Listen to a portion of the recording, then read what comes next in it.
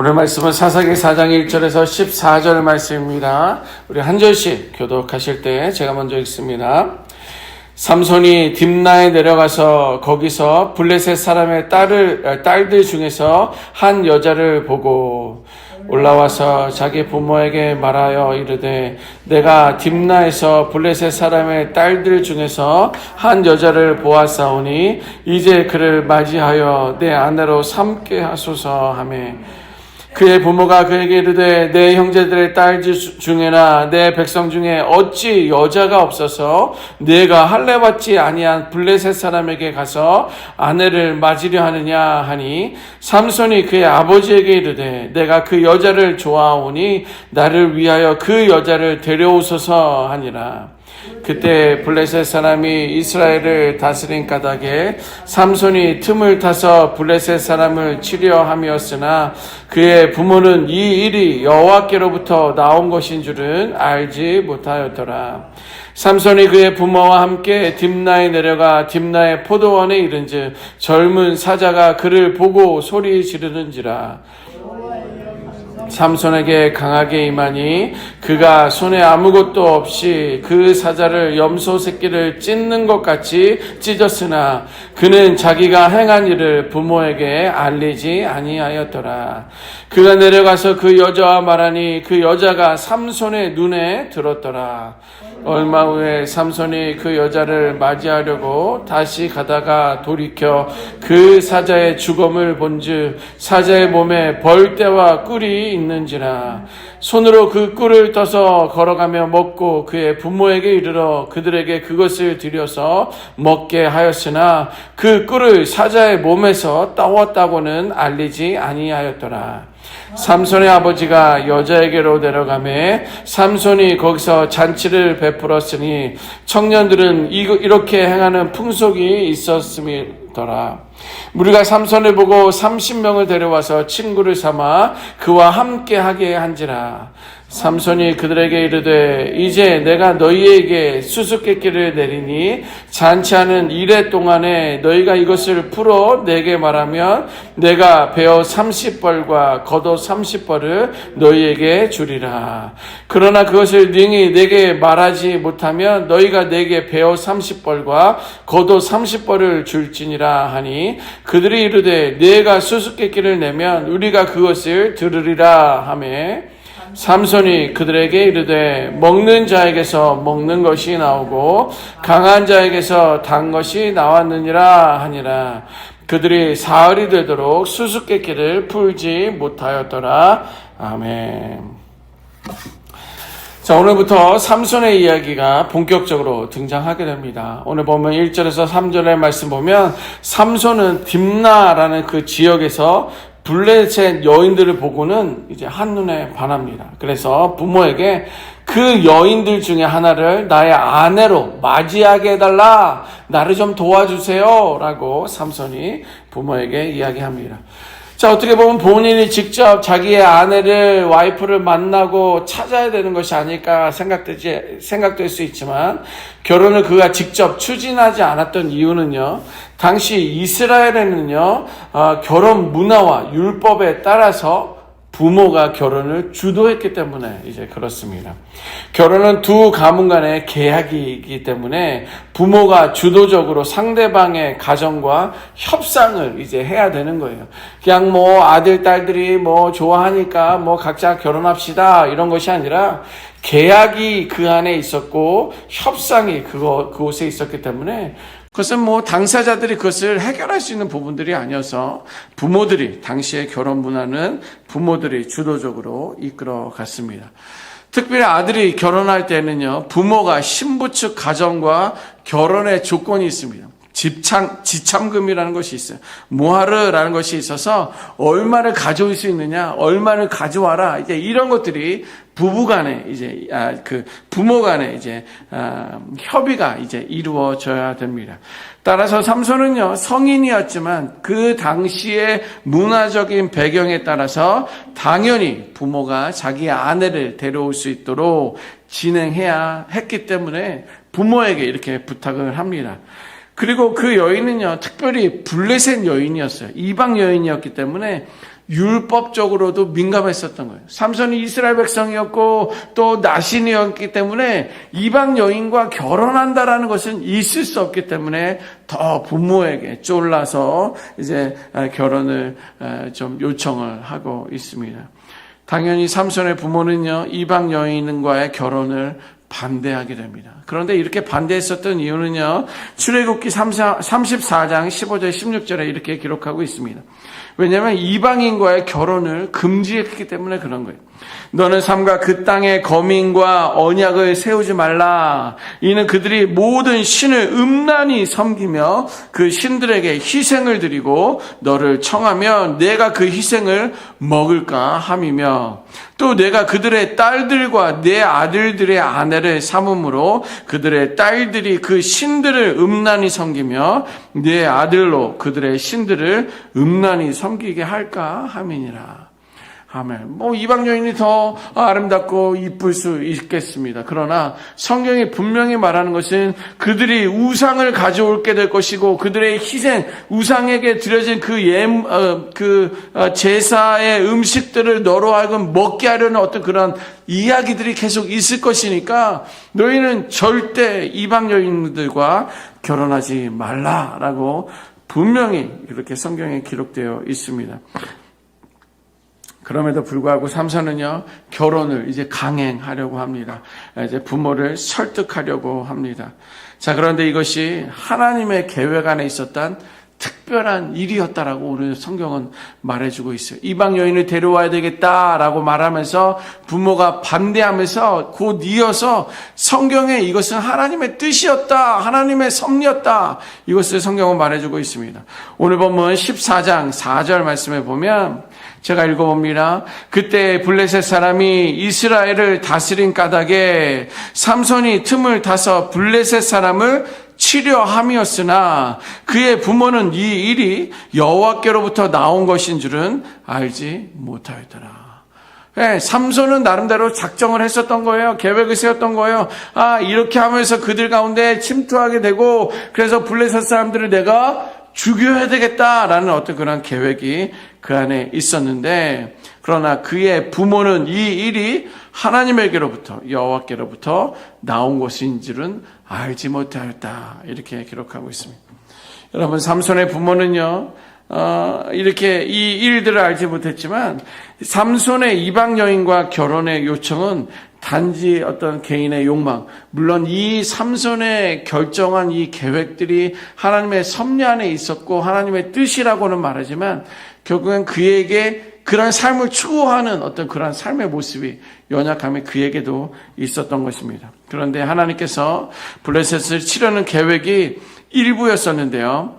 그것은 이제 나중에 좀 더 말씀을 나누도록 하겠습니다. 이제 5절에서 6절 말씀 보면 삼손이 딥나로 가는 길에 젊은 사자를 만나 위험에 처하게 됩니다. 여기서 사자는 읽다가 깜짝 놀랐을 텐데 이제 그 짐승, 사자를 말하는 거예요. 여호와의 사자 그러면 이번에는 천사가 등장한 것은 아닙니다. 젊은 사자가 위험에 처하게 되는데 하지만 이때 하나님의 영이 그에게 임하자 사자를 맨손으로 찢어 죽였다라고 성경은 이렇게 말해주고 있습니다. 결정적일 때 하나님의 사자가 하나님의 영이 임하는 것을 보면서 부럽다 또 이런 생각을 하게 되었습니다. 여러분들 어려운 위험 상황 가운데 하나님의 영이 임하여서 여러분들을 도와주시기를 또 하나님 앞에 간구합니다. 사자를 맨손으로 찢어 죽이는 일은요, 그의 사명과 앞으로의 사명을 상징적으로 보여준 일입니다. 물론 직접적으로 그의 사자의 입을 찢었다라고 저는 믿고 있지만 그 앞으로 그가 해야 할 사역에 대해서 상징적으로 보여주고 있는 거예요. 삼손의 첫 번째 사건이 이것이었는데요. 젊은 사자는 무엇을 의미하냐면 강한 존재를 이야기하는 거예요. 그래서 맨손으로 찢어 죽였다라는 것은요, 앞으로 강한 대적이 그에게 나타나는데 그것은 블레셋을 무찌르게 될 것이다 라는 성경의 상징적인 어떤 그런 의미를 우리들에게 보여주고 있습니다.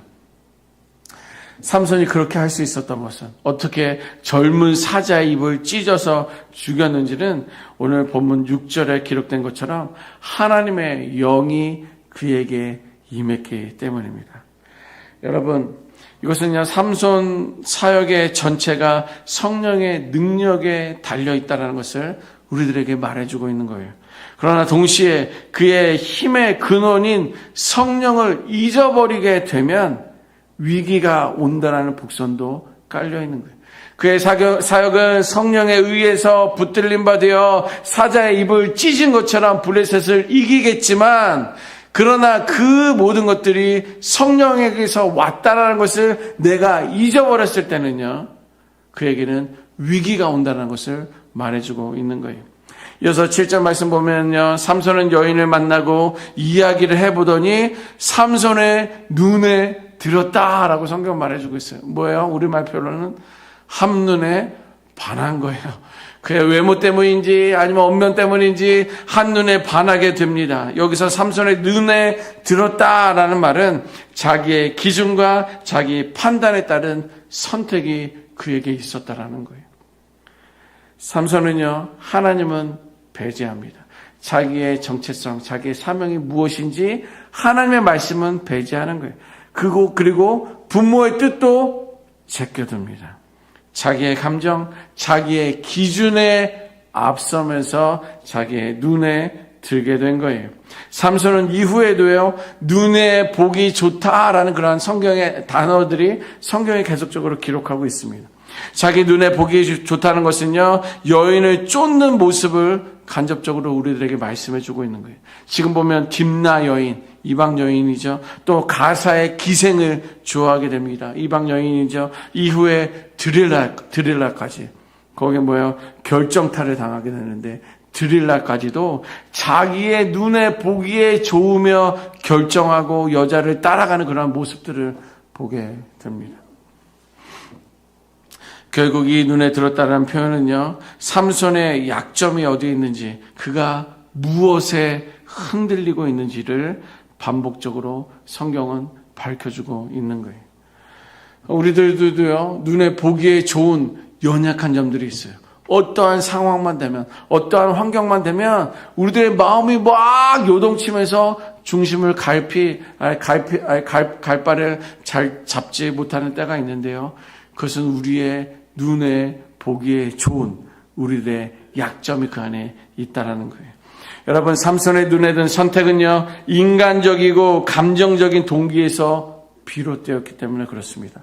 하지만 하나님은요, 그것조차도 인간의 구원의 계획에 사용하셨던, 이끌어 가셨던 그런 모습을 우리는 볼 수가 있습니다. 그러나 우리 하나님의 사람은요, 오늘 말씀을 통해서 주시는 약속의 말씀은 감정보다 말씀을, 또 욕망보다도 사명을 따라갈 수 있는 우리가 되어야 될 줄 믿습니다. 감정에 너무도 많이 휩싸이고 있어요. 그것이 감정에 휩싸이지 않도록, 감정에 내가 이 모든 것들을 결정하지 않도록 대적하면서 매일 아침마다 기도하고 있는데, 정말 여러분들도 기도하십시오. 감정보다도 말씀에, 또 우리들의 욕망, 내 안에서 들어오는 욕망보다도 사명을 따라갈 수 있는 우리 모두가 되어야 될 줄 믿습니다.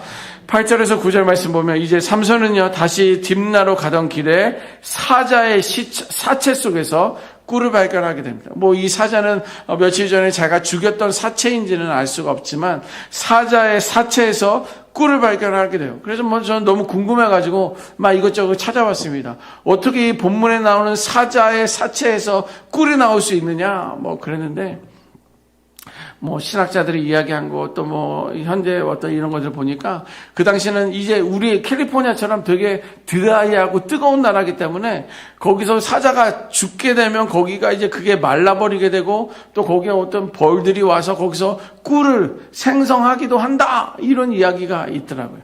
자, 그런데 여기서 어떻게 보면 비현실적인 것처럼, 우리가 꿀을 생각하면 꿀이 그런 데서 열리나, 이런 나무들 많고 꿀이 있는 데서 열리지, 이렇게 생각할 수 있지만, 그래서 좀 비현실적인 것처럼 느껴질 수 있지만, 여기서 중요한 포인트는 이것입니다. 나실인으로서 구별되고 성결한 자라는 것을 그가 잊어버리고 있었다라는 거예요. 그는 정결해야 되고, 그는 부정의 문제들, 그것을 다 무시한 채, 사체를 가까이 하지 말아야 되는데 사체를 가까이 하면서 거기서 꿀을 얻어 취하게 되었다라는 거예요. 그의 사명이, 그의 정체성이 무엇인지를 잊어버렸던 거예요. 거룩해야 되는데, 성결해야 되는데, 부정한 것을 가까이 하지 말아야 되는데 그것을 무시한 행동이었다라는 거예요. 민수기 6장에서도 나실인의 규례는요, 죽은 것에 접촉하지 말아라 라고 기록되어 있고, 또 그의 어머니에게 하나님의 영이 임하면서 너는 거룩하게 구별되게 살아라, 너의 아들은 구별되는 아들이다 라고 말했음에도 불구하고 그 모든 것들을 그는 무시했다라는 거예요. 삼손은 죽은 사체에서 꿀을 취했을 뿐만 아니라 그것을 먹고 부모들에게도 나눠줘 먹게 합니다. 이것이 어디에서 났는지 말하지도 않아요. 삼손이 자신의 나실이라는 정체성에 대해서 무감각해지고 있었음을 또한 상징적으로 보여주고 있는 것입니다. 여러분들, 그래서 우리에게는요, 정체성이라는 것이 너무도 중요해요. 내가 누구냐? 나는 하나님 앞에서 무엇이냐? 이 정체성이 너무도 중요한데 그가 점점 그것을 무감각해지고 있었다라는 거예요. 이러한 불결한 상황 속에서도 은혜를 허락하시는 역설적인 그런 섭리를 보여주지만 우리는요, 하나님에 대한 은혜에 대한 경외함을 주 앞에 올려드릴 수 있어야 됩니다. 나실인의 정체성을 가볍게 여기고 거룩함을 잃어가고 있는 그러한 시작점을 보여주고 있습니다. 여러분, 하나님의 손에 붙들린 인생은요, 사람들에게는 실수처럼 보일 수 있어요. 아하, 그러니까 목사님이 그거 실수하셨네. 아하, 이거 지난번에도 그랬는데 또 실수하셨나 보네. 이렇게 사람들의 눈에는 누군가의 실수로 보일 수 있다 할지라도 우리는 하나님의 손에 붙들릴 때 우리는 도구로 사용되게 될 줄 믿습니다. 삼손의 그러한 실수, 그러한 무시한 어떤 하나님을 배제한 어떤 그러한 삶의 모습이었다 할지라도 하나님께서는 그의 부족함을, 하나님께서는 그를 붙들어 주셨고 그를 승리자로 도구로 사용해 주셨기 때문입니다. 자신의 배우자로 이방 여인 딥나 여인을 선택했던 그의 모습까지도, 또 사자의 사체에서 꿀을 취한 것은요, 율법과 공동체의 기준으로 보면 분명한 실수이고 타락의 조짐이지만, 그러나 하나님 손에 붙들린 그의 인생은 내가 완벽해서가 아니라 누구의 손에 붙들려 있느냐가 중요한 이슈입니다. 우리는요, 완벽할 수가 없어요. 내가 또 오늘 이 아침에도 회개했지만 또 나가면서 죄를 지을 수밖에 없는 그러한 연약한 존재가 우리들인데, 하나님께서는요, 우리들의 완벽해서가 아니라 하나님께서 나를 붙드실 때 하나님께서는 도구로 또 은혜로 우리와 함께 해 주실 줄 믿습니다. 내 실수나 내 선택, 내 약함이 하나님의 손 안에 있을 때 하나님은 그것을 구원의 길로, 사명의 길로 바꾸어 사용해 주실 줄 믿습니다. 우리들의 삶을 돌아보면 아쉬운 순간들이 있을 거예요. 또 실패한 선택들이 있을 거예요. 아, 맞아, 이거 그때 그렇게만 안 했었어도 내가 지금 막 이러진 않았을 텐데, 이러한 어떤 실패한 선택들이 있을 것이고요. 혹은 잘못된 결정들이 있을지라도 그것이 하나님의 손 안에 있다면, 내가 지금 하나님의 손 안에 있다면 그것이 도구가 되고 통로가 되고 회복의 역사가 시작될 줄 믿습니다. 우리 하나님의 손에 붙들리면 다시 시작할 수 있습니다. 오늘 이 아침에 하나님의 손에 내 아들이, 내 딸들이, 내 손자와 소녀들이, 우리 가정이, 우리 교회가 붙들릴 수 있도록 그렇게 기도하며 나아갈 수 있는 우리 모두가 되시기를 주님의 이름으로 축원합니다. 아멘. 기도하겠습니다. 하나님이 구별되게 불러주셨던 그 삼손임에도 불구하고